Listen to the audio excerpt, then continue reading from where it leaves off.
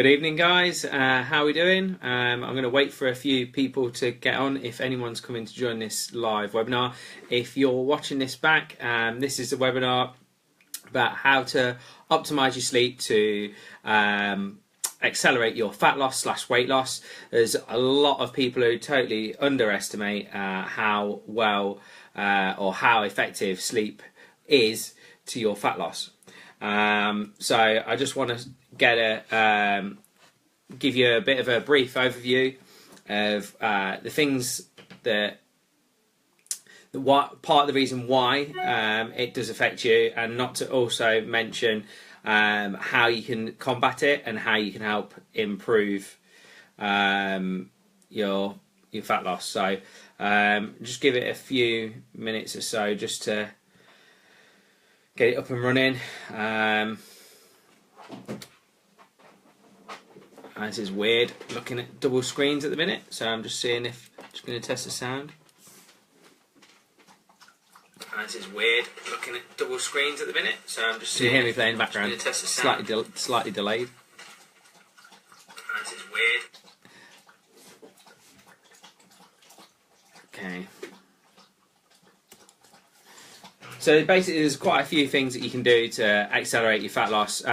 Sleep is one of the key things, and what you tend to find is a lot of people totally overlook the whole sleep issue. So they'll look at their diet, they'll look at their training, and they'll go, right, okay, obviously I'm having too many takeaways, so I'm going to cut the takeaways. Maybe they think they're having too many carbohydrates, so they cut the carbohydrates. Maybe they think, oh, I'm not training enough days, so they train more. Now, the thing that's overlooked is sleep, because if you're not sleeping well, you're not going to recover well, which also means that if you're increasing your training up, you're just going to put more pressure on your body, and if you're not sleeping well, you're not going to recover. So all you're doing is putting more stress on the body. So you have to, especially if you want to build muscle tissue as well, or lean tissue while you're dropping body fat, you need to make sure you're sleeping right. And there's certain things in which we can do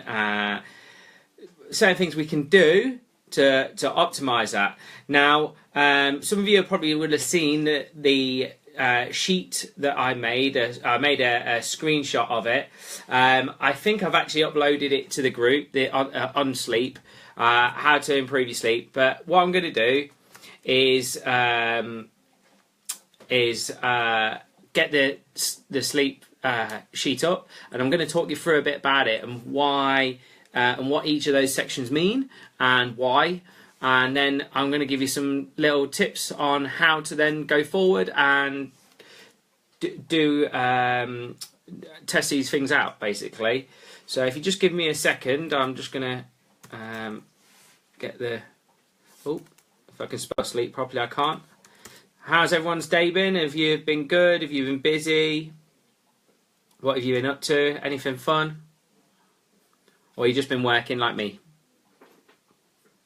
Who's ready for the weekend? Okay, so I'm going to change the screen, so it's going to go off of me and onto you, onto the screen. So because I want you to see the sheet, basically. So let's just reverse this round. Oh. Right, can we see that, guys? Hopefully you can see that. Okay. Oh, sugar. That's no good, is it? Ooh. Technical issues going on now. Right. Okay, so hopefully you should be able to see that. Okay. When I can get this tripod sorted.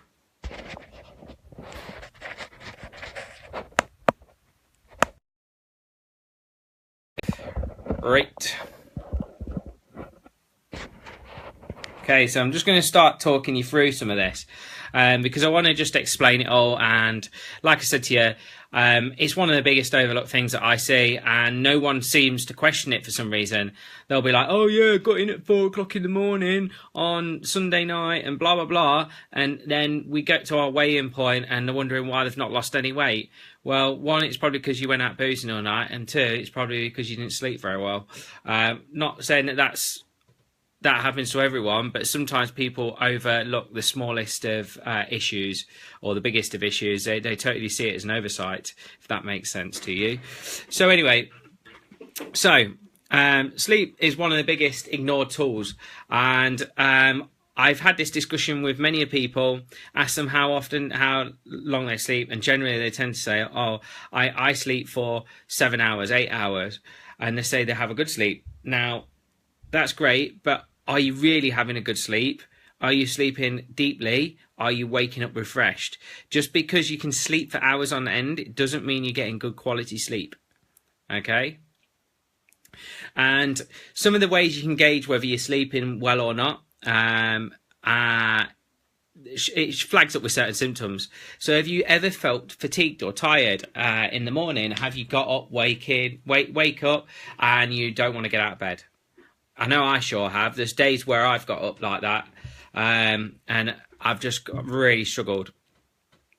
Do you have days where you really seem to be craving lots of carbohydrates, lots of sugars, and no matter how many you eat, you still want more?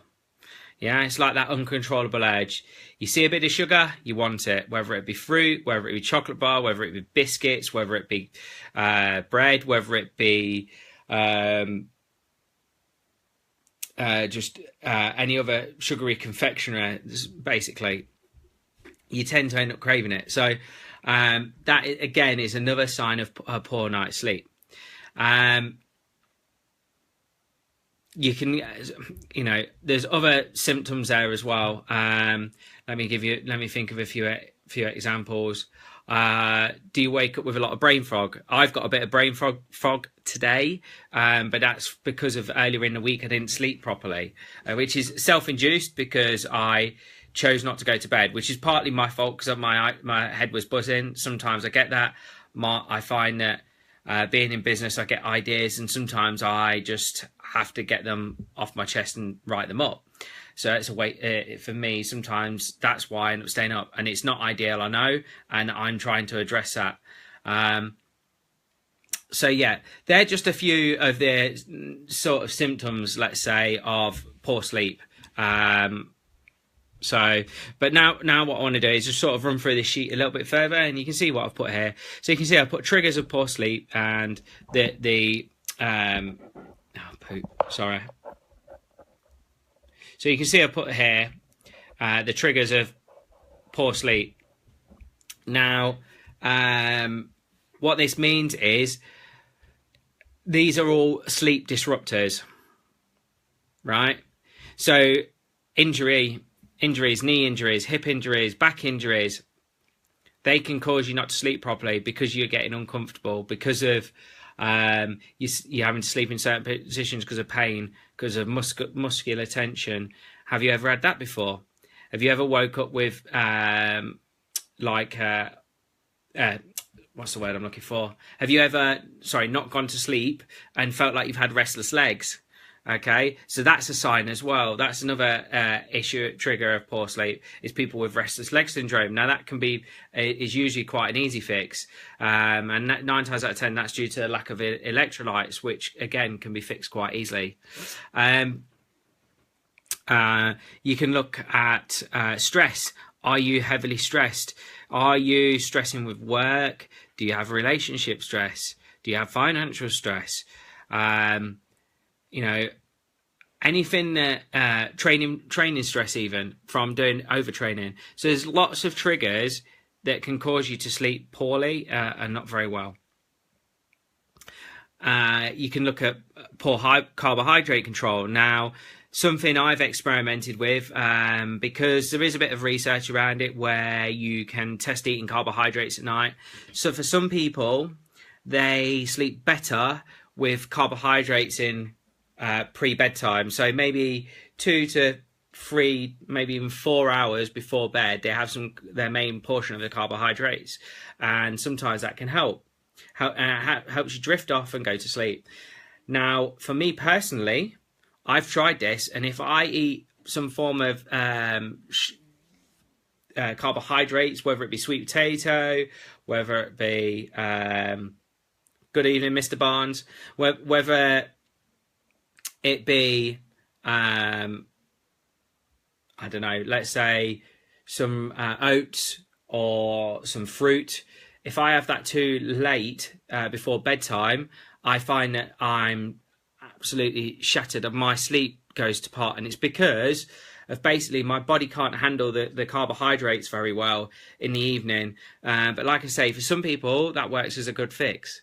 And it can often help people. But it's not for everyone. You have to test it to see what works for you. More triggers. So poor quality mattress and pillows.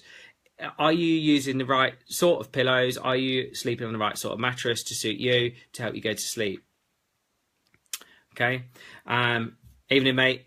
Is the bedroom too hot? Are you getting it under that sort of anywhere between 17 and 20 degrees or below is where you want the temperature realistically?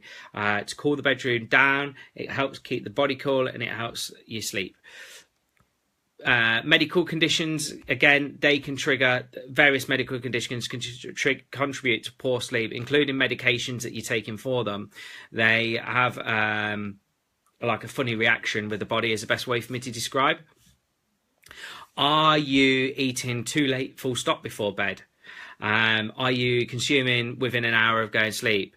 Again, this is not what you want to be doing. You want to be aiming to eat between 2 to 3 hours before bedtime as your last meal, because the body focuses on digesting the food. So if you try and go to sleep and all the blood's pull into the gut to try and help break everything down and the body's still working hard, I'm doing hand signals here, no one can see, it's quite funny, sorry.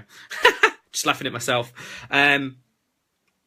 So basically the gut is working hard to break it down.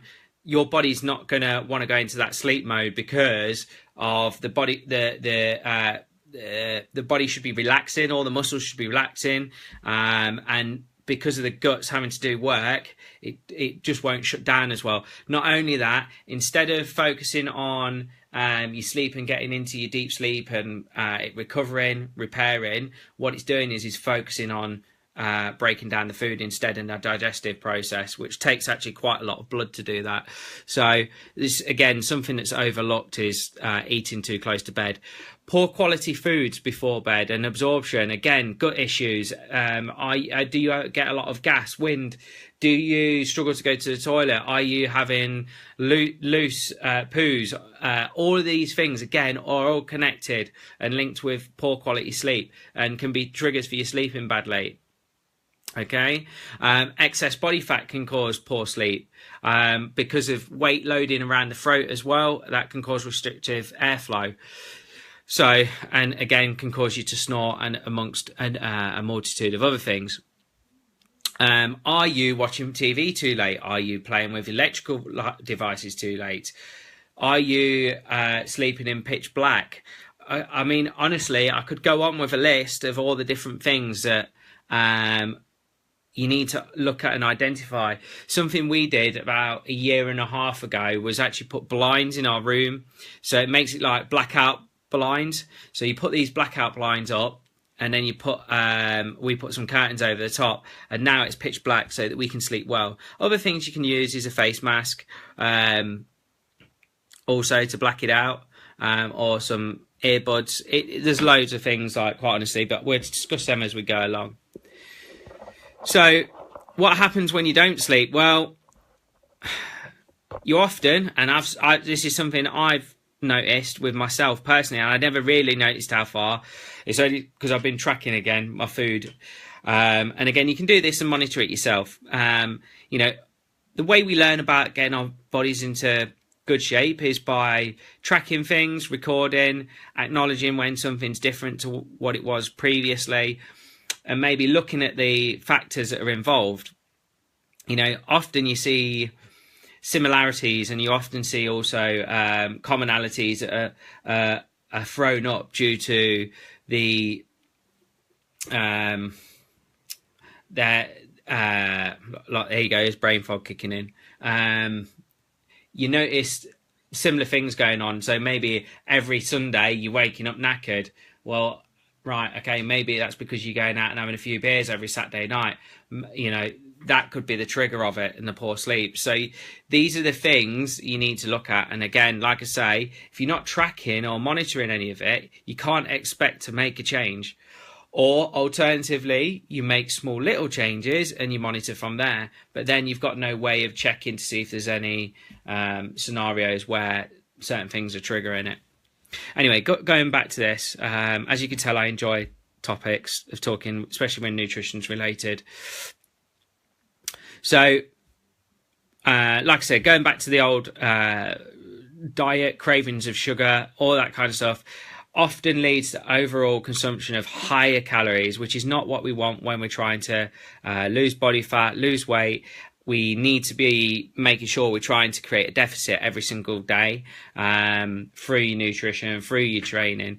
And if you're not sleeping well, then basically you're going to consume more food than you should be. You're going to end up in a calorie surplus. Consequently, you will not end up losing body fat. Not to mention the hormonal impact, not to mention that belly fat gets stored more when we sleep poorly because of the hormonal interactions, because of cortisol gets raised, which cortisol is like your stress release hormone. It can be your friend or it can be your foe, and basically cortisol gets elevated when we have very low levels of sleep, which triggers higher insulin levels, which causes more of an issue with blood sugar, and then leads on to you wanting to eat more bad stuff. So anyway, moving on from there, you'll notice poor focus, poor concentration. Ever got up really tired, wiping your eyes, making that airport drive, let's say, and you're absolutely bollocks, you can't think straight, you're panicking whether you're going in the right direction or not, you just can't get your brain into gear, the brain cogs aren't working. Again, that's a problem with lack of sleep. Increased risk of depression. Now, this is something that they've done a lot of research on now. Low levels of sleep over long periods of time will lead to a lot of people ending up with some form of depressive type symptoms, and that's been shown. It's been shown in a lot of mental health studies now as well, that and I can give you an example. Actually, a close friend of mine had a issue. He had a slight mental problem, a bit of a mental breakdown, and he ended up not sleeping very much, or sleeping very erratic hours. And the doctors all said to him he needed to sleep more, so they tried to give him some medication to help him sleep further, because again, it corrupts your brain, and if you don't sleep for a certain period of time, you can actually die from it, because the brain begins to hallucinate.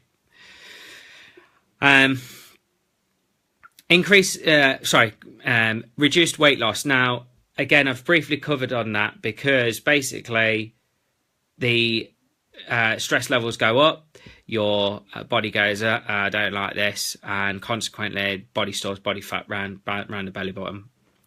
Okay, just gone a bit too far again, I'm jumping. So again, benefits, again, I've already sort of got over this. Benefits of sleep: improves recovery, improves cognition, improves immune system. So yeah, if you're often getting run down, getting colds, coughs, all sorts of bugs, again, it's likely to do with a lack of sleep, because the body is not repairing itself properly. Now, this is a slightly more complicated panel.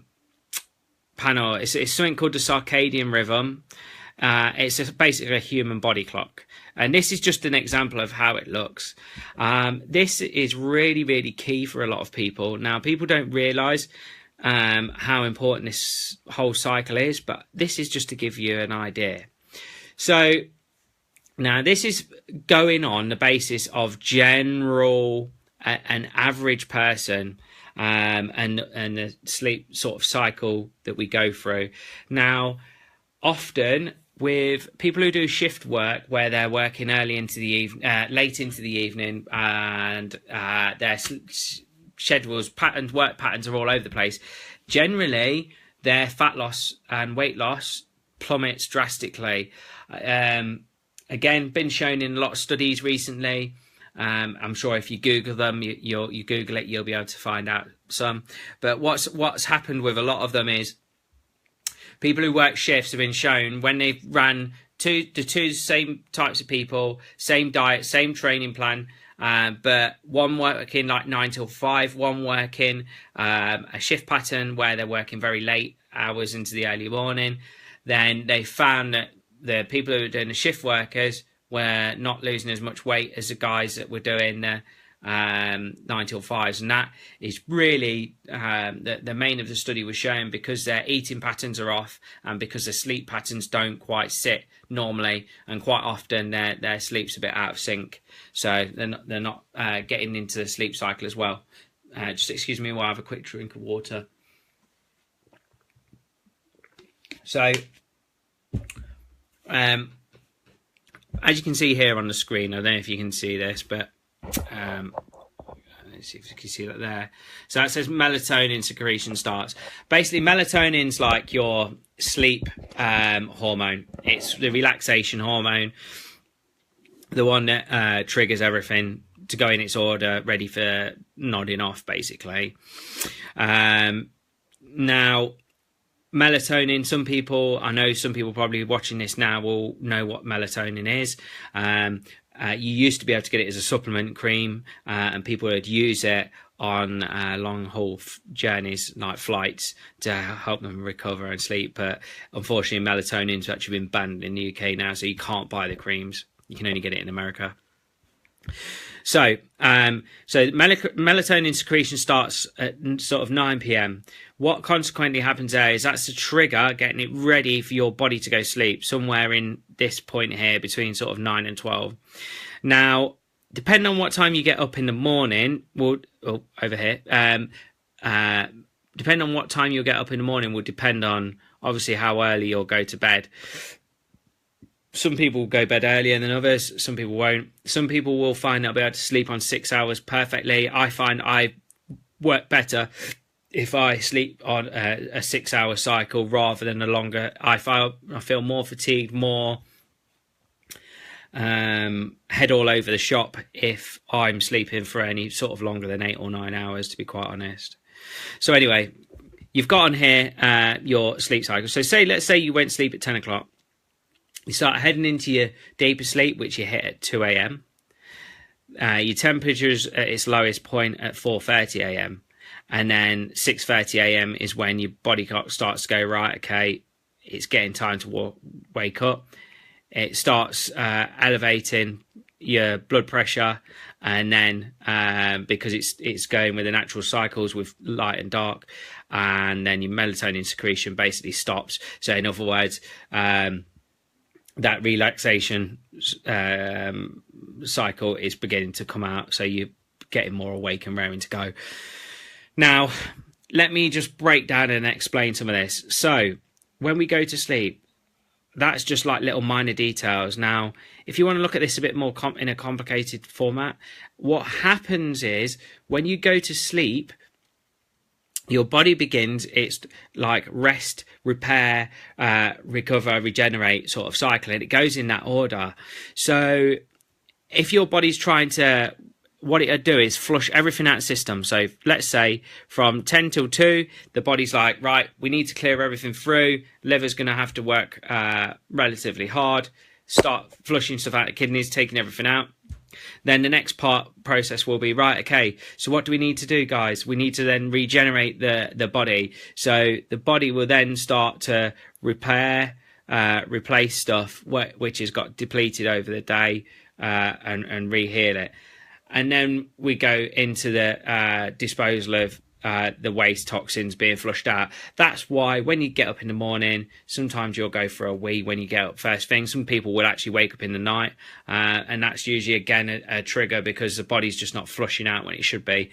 So, and often as well, a lot of people go for number 2 in the mornings. I know a lot of people don't want to discuss that, but again, that's the body's way of emptying out the waste toxic rubbish. You wouldn't put a dishwasher, if you, let's just give you an example here. So if you use a dishwasher at home to wash all your pots, right? When the dishwasher empties, it takes all the waste away through the pipes, doesn't it? And if it didn't, let's say it didn't, and it leaves all the waste pipe blocked up, and all of the entry hole which is feeding it out to take it out is all blocked up with food, you're not going to reload it up with more washing, are you? More plates, pots, pans, so it can do another cycle. Because what is it going to do? It's going to make everything more messy, isn't it? Because it's got nowhere to go and get back. It's going to go back over the plates. So this is the same with your body. If you're not going to the toilet and excreting your waste, all that's going to happen is what can happen is the bad stuff within your waste can get reabsorbed back into your system, which can make you sick and a few other things. And again, I'm not going to.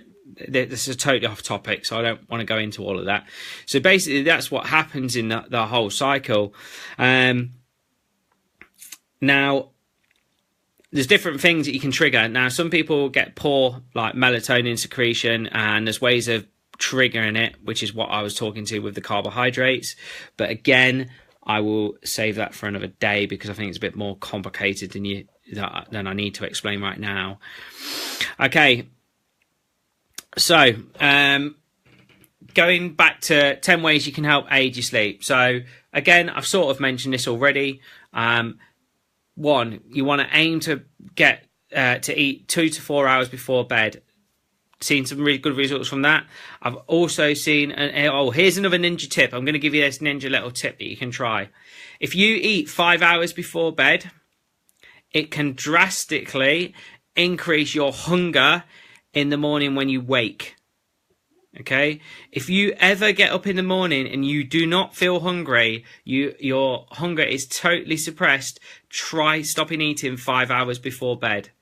You will be shocked. Okay, I wake up with hunger every single morning without failure. I'm always hungry, ready to eat. So that's something I would suggest to you.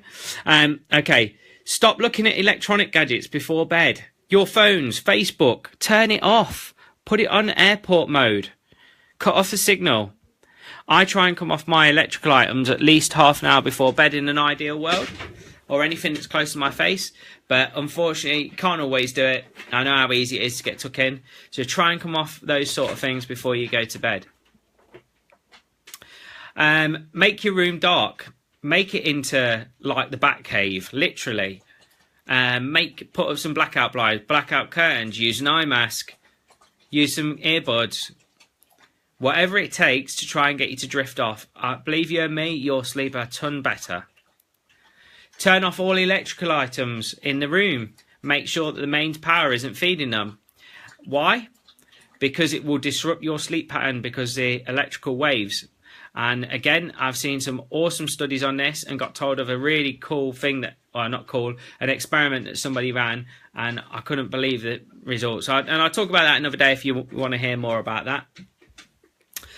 Take an evening walk about an hour before bed. That can help because it gets you into that relaxation stage. It just clears your head, winds you down, shuts you off. Quite honestly, something I found really good for my headspace is walking. I leave my phone at home and shut off from the world because we're all so connected these days, and often that leaves us not shutting down properly. We're not computers, we're human organisms. We don't have an off point, so we have to make sure we're shutting down at some point. Try and keep a sleep pattern. So if you normally go to bed at 10 and you get up at 6 a.m, try and stick to that. Try not to change it. You know, okay, once in a blue moon's not going to kill it, but again, give it a try. Warm bath before bed, Epsom salts.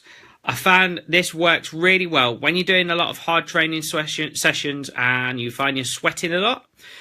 Put in a good cupful, if not a bit more, into your bath will help you sleep.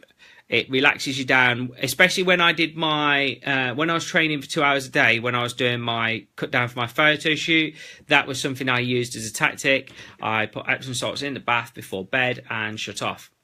Okay, now a really funny one that we learned on our course, they said you got to keep, I think it was the 3 S's, but I can't remember what the third one was. Basically they were like, keep the bedroom for sleep and sex only, which I thought was quite funny.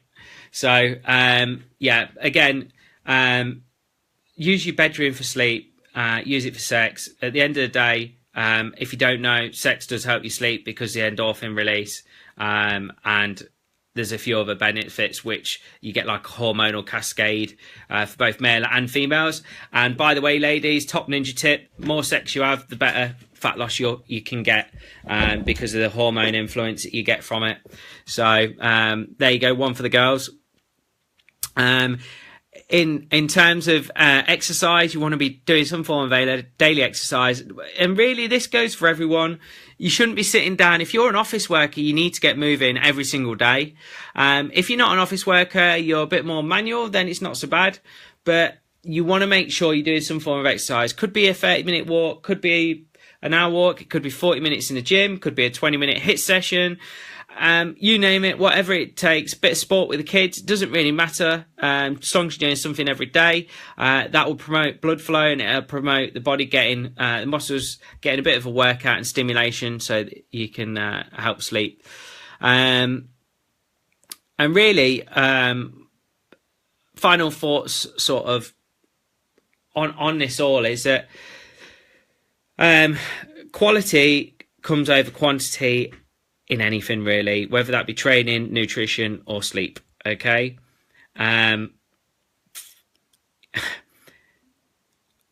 it's no point sleeping for 12 hours and saying you've slept for a long time, but then saying you feel knackered. That's not the idea. So some people will sleep like 4 or 5 hours. I think Sir Alan Sugar does that. And I'm sure there's a couple of other top entrepreneurs, they sleep between 4 and 5 hours a night. Now, the minimum ideally is about 5 hours, just because of getting into deep sleep. It takes a period of time to get to that point. It's usually 2 to 3 hours in, then you get into your deep sleep. Now, if you don't do that, then you've got a problem, because that's when you need to you do all your repairing and everything. So if you're not repairing properly, then you're going to have problems if you're training hard and trying to lose body fat at the end of the day. So that said, think quality over quantity. Try and get a decent night's sleep as often as you can, especially if you want to lose body weight, all right? Because believe you me, you'll find it falls off you. And again, something that I'll share with you now is that when I was training a lot not harder, more volume, when I was doing a lot more hours worth, because I was having to do an hour of walk a day and training in the gym for an hour a day. When I was doing that for my photos on that last block of time, last 4 weeks or so, what I found was I wanted to sleep a lot more because my body needed to recover, because it was more tired. And that's when my weight just fell off me. So again, just make sure you're getting quality sleep over quantity. So what do I want you to do after watching this? Now, hopefully you've learned something today. Hopefully me talking about it and running through it has helped you out a little bit. Maybe it hasn't. Maybe you already knew some of the things. Maybe you only knew a few of the things. So what I would say is go away, write down on a piece of paper what time you go to bed each night, what time you woke up each night, including your sleep disturbances, if you go for a wee, all those kind of things. Make some notes on a piece of paper. Do this for a whole week, right? And see how regular you sleep. Are you sleeping at the regular times? Are you sleeping for set periods? Are you waking up regularly?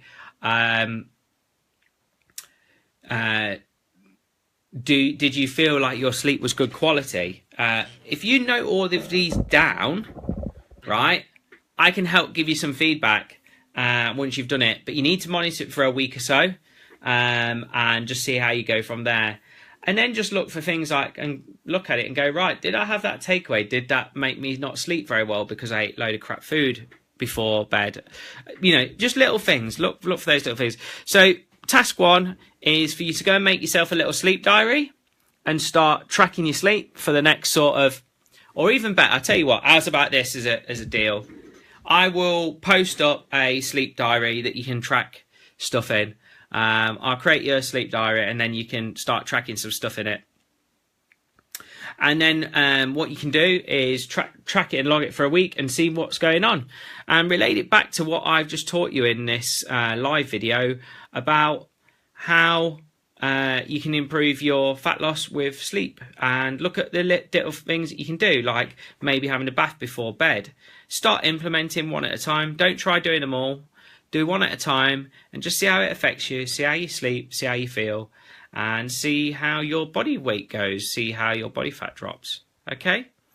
So give that a go, guys. I know it's been a long-ish webinar today, and I just wanted to give you a little heads up on why sleep's important and the benefits around it, really, and some little ninja tips to use, because as always I want to provide some value for you, and I hope that helps some of you. Just give me a like on the post if you found it useful, and if you're watching it back, I hope you enjoyed it, and I hope you make the most of it when you watch this back, and I will see you all soon. Take care.